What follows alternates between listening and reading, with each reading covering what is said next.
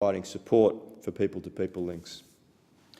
The question is that the motion be agreed to. I call the honourable member for Lindsay.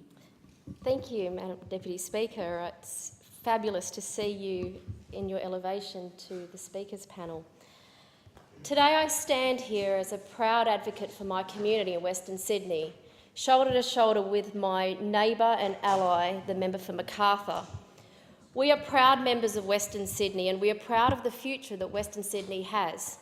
Today we talk about Chinese medicine. Well, Chinese medicine is going to be so significant to the future job growth for the people of Western Sydney. As part of the Chinese Free Trade Agreement, the Beijing University of Chinese Medicine and the University of Western Sydney joined together. In joining together, they will now be researching Chinese medicine in Western Sydney. This will mean thousands and thousands of jobs for the people of Western Sydney. Already we've seen $20 million from this Memorandum of Understanding flow to the University of Western Sydney. But this MOU actually has more than just that. It will actually form part of an innovation corridor that will go from Campbelltown through Luddenham up to Werrington and then across into Blacktown. This innovation corridor includes amazing projects like the Sydney Science Park. And Deputy Speaker, if I may quote, this will be held in Luddenham. The Sydney Science Park will be a new centre of excellence in the key growth areas of food security, energy and health. This internationally recognised epicentre for research and development will employ 12,200 professionals, educate 10,000 students and provide quality residences and infrastructure to cater to them. This is about as exciting as you can get. We're not talking about low-skilled jobs, we're talking about smart jobs. Western Sydney has long been looked at as a poor part of the rest of Australia, but every single member in this place that represents Western Sydney, from our side or even in those on the other side, we are proud advocates of our community. What's exciting about today is this Chinese medicine MOU with UWS will allow us to compete with an industry which is $4.7 billion locally and $170 billion right across the world.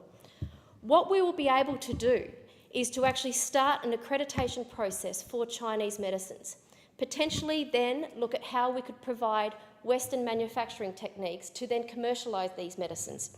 This is important news for the people of Western Sydney. This agreement capitalises on all of these successes, but it will take Chinese medicine and Western medicines that very next step. For the first time outside China, an accredited institute will scientifically evaluate the worth of all these herbal medicines. With the scientific research behind them, the University of Western Sydney will establish a GP prototype clinics where conventional medicine and Chinese medicines will be offered side by side, complementing each other, not exclusive of each other.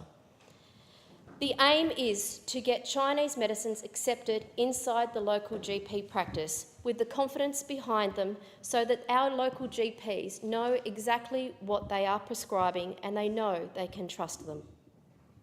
The outcome is more choice for you, more choice for the consumer, and in the end, better treatments and cheaper treatments for us all. I would really like to applaud the University of Western Sydney in taking this leading position, a university that I am an alumni of, but leading the world and providing huge opportunity for all Australians. Their own National Institute of Complementary Medicine will be what will provide all of these services.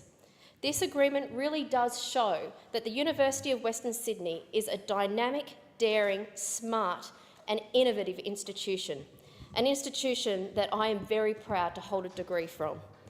And while this is very much a team effort, one of the driving forces behind all of this has been the Vice-Chancellor Barney Glover and the Chancellor Peter Sheargold, and I would like to congratulate them for their forethought in putting this all together. This is one agreement that is a fantastic story and it is good news for all Australians, and a story that will initially employ around 90 Australians and in the future potentially employ thousands.